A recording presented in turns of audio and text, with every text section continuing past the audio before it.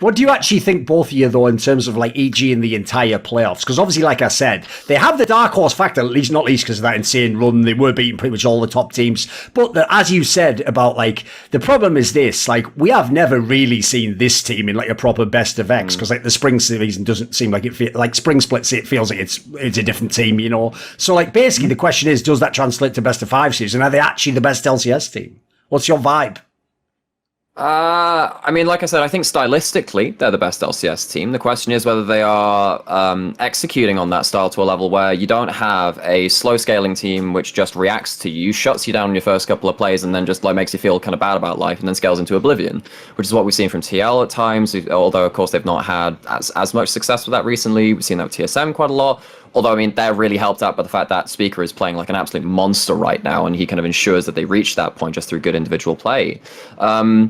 I think that they've lucked out on their side of the bracket in some ways. I think that not having, you know, the TL, C9, TSM kind of side of it, who are, you know, very robust, very experienced in best of 5s on one side of the bracket, I think that's going to work out with them. Potentially they can slide past Dignitas without showing too much, and then potentially prey on a struggling 100 Thieves with their own, again, very aggressive early style. And I think that could stand them in really good stead, at least for getting to Worlds.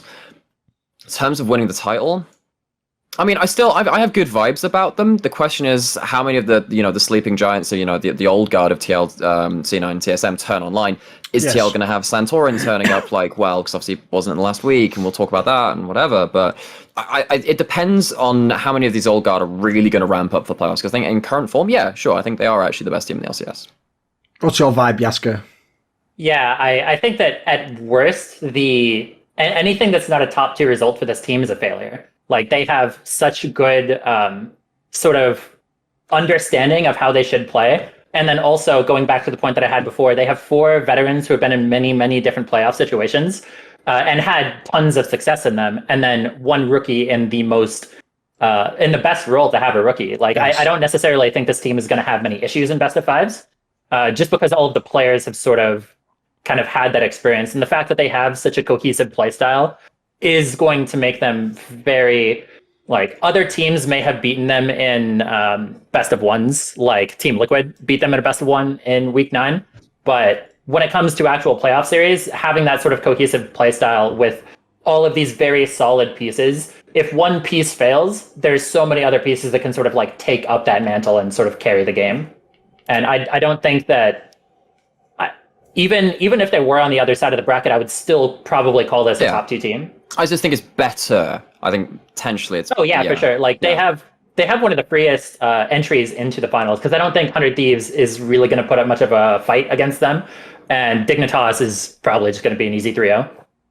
Sure. Oh, on the point that you mentioned as well, that you mentioned twice about how like ADC in theory is the role of all the like laning roles, that's the one you'd want the rookie to be in, especially by the way if they're working with veterans around them, etc. I think that's like a point that's really misunderstood. Like an example to me would obviously be when international fans look at the LPL teams. Like, mate, one of the things I found boring as fuck about MSI was people trying to like tell me that Gala's like the new Uzi or something. It's like, you just know nothing about LPL, you fucking moron. Like, that's Gala. Yeah, he's like an okay player in the LPL. There's loads that are better at his position. He just plays the position and he's in fucking RNG, for God's sake. Like, if you don't look good as an ADC in that team, like, what are you doing, mate? Like, so to me, that was just one of those ones where it's like, you guys, this is what fans always do. You're all commenting on the finger instead of the fucking moon it was trying to point at. Like, if anything, the point there isn't look how good Gala is. It's like, holy shit, LPL is so deep. That guy who isn't even one of the best at his role, if he just plays the champions that make sense of the meta and just does his job, even he can look world class. Wow, LPL is an amazing region. They just go, what? No, Gala is the Uzi. It's like, I can't win. You're the same motherfuckers who were telling me like, nah, mate, it was shit for all these years. Now you're going to tell me Gala's the truth. Give me a break. Like, so that's just one of those, give me strength moments on that one. One thing which I said about bot lane and... Oh, sorry, yeah, it's a similar thing with, like, as an example, like Knight in TAS has been one of the best players in LPL, if not the world, for the past like several years. Sure. And just because he had one poor Worlds performance, everybody in the West who doesn't actually watch the games that he plays thinks that he's just such a mediocre player. But like, one tournament doesn't necessarily make a player. Yeah, of course. And you have to look at their entire sort of body of work, and the body of work of Knight is just amazing. Sure. Yeah, but I think like about bot lane in NA, it's really interesting how No one's really playing Ziggs, but everyone's playing Kalista. And it shows like there is like at least a mentality to play wrecking ball bot, let's crush the 2v2. I mean, when you got players like Tactical, Sven, who are doing really well on that pick too as well, and even Lost is, a significant Kalista player. It's quite interesting to see that LCS does want to play aggressive bot, does want to enable their carries to, wreck through that turret, as opposed to what we see in a bit more obviously I see it all the time in the LGL because apparently we don't have aggressive bot lanes. But you just like, you try and like always have available damage in something like an Ezreal or a Ziggs, and then like you just make sure that the rest of your map is then like starting to go around and nuke people with the Ziggs bomb on top of their head. So it's interesting to kind of see NA's take on where they want to, how they want to play bot lane.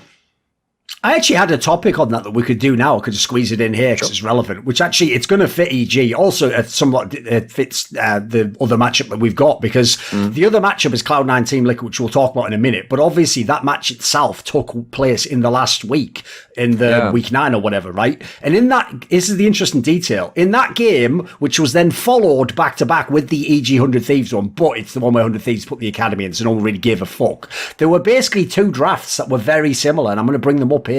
Basically, both teams who were on the left-hand side did a draft that had Xin Zhao jungle, TF mid, Aphelios and Braum, and then it's just that, like, on the EG side, they had Wukong as the top laner, and then on the C9 one, they had Camille instead as the top laner. And then they both did that as the left side draft, and on the right side, you had people picking Jace, Viego jungle, Azir, and then whatever bot lane into that. Now, what's bizarre about this meta, right, is this is the point I was trying to make on the watch party that a lot of people might not understand is when the first draft of those two happens, the Cloud9 Team Liquid one, right? I remember thinking, this is crazy because on paper, hasn't C9 got like a way better draft here? And like, what is TL really hoping is going to like win them the game here? And that was the game where, if people don't know, C9 in making proactive players like force fed Jensen like 5 or 6 kills. And even then they still couldn't win the game with the super fed Azir. So the problem is this, right? This is the bigger point I want to make and ask you guys, because I'm just a layman when it comes to the draft.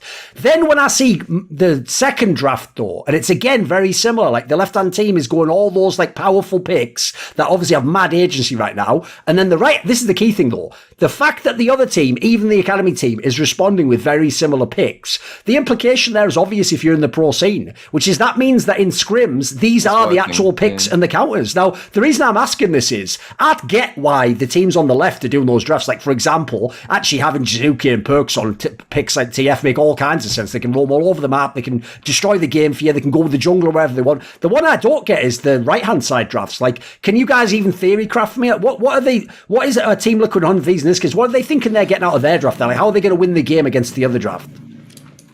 So, I mean, this is kind of what I was alluding to a little bit earlier in terms of TL being a reactive team.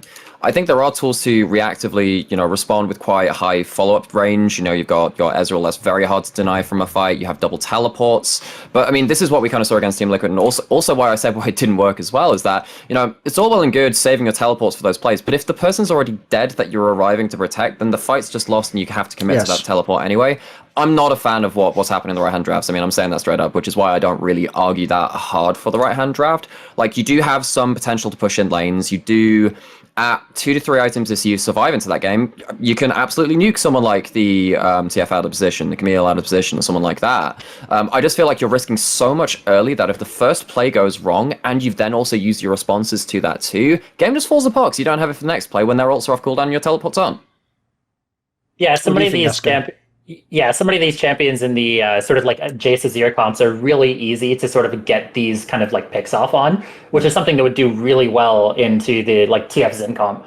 Like this Jace Viego comp, I'm not even sure if it wins 2v2 into either Wukong Xin or Camille Xin. Like those are two like great champions. I think TL won one top 2v2, which was kind of weird, but like that was the one good moment they had that game outside of Jensen popping off. Yeah. I'd have to look at the specific situation, like depending on who sort of came in. But like overall, I see no real reason why this draft could actually be happening, and must have something to do with sort of like scrim meta, picking comfortable champions. Like Viego is somebody who like every jungler seems to just think is just the best jungler in the game, which is not. It's not terrible. It's not wrong, but a lot of these just seem like I'm going to pick champions that I like, and not necessarily having a sort of cohesive team composition.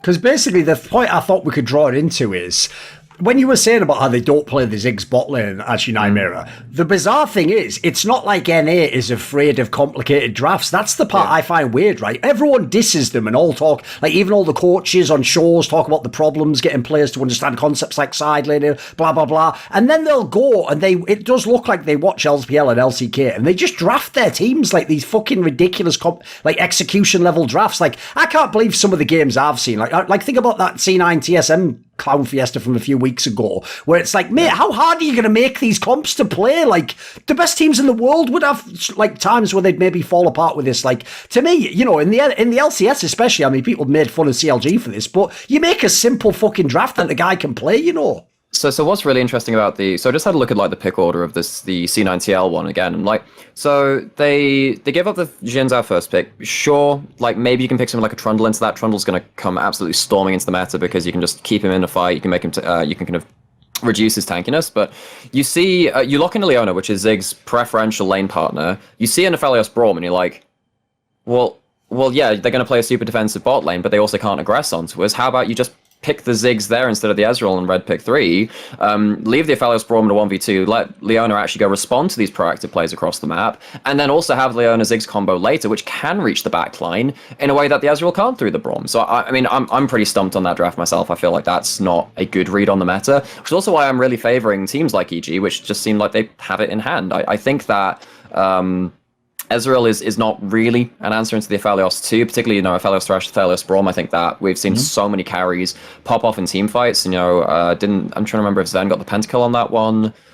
Danny's looked really good on it. Game. Yeah, because you've got so many low-range compositions which are diving into you. You can get a stopwatch once for a mid-game fight. You can flash out and then just turn around for things. And Aphelios will just effectively, single-handedly win you the momentum of the game and just roll over the game. And I don't understand why people are thinking Ezreal is going to save you in that mid-game fight, because so often he doesn't.